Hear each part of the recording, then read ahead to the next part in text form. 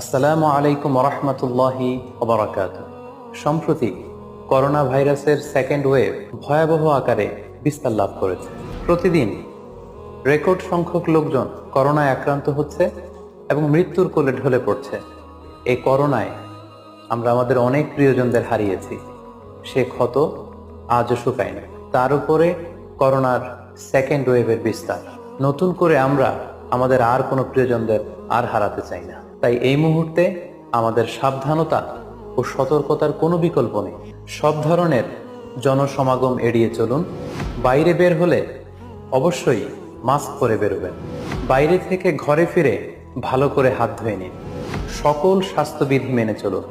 মহান আল্লাহ তাআলা আমাদের সবাইকে এই করোনা মহামারী থেকে হেফাজত করুন।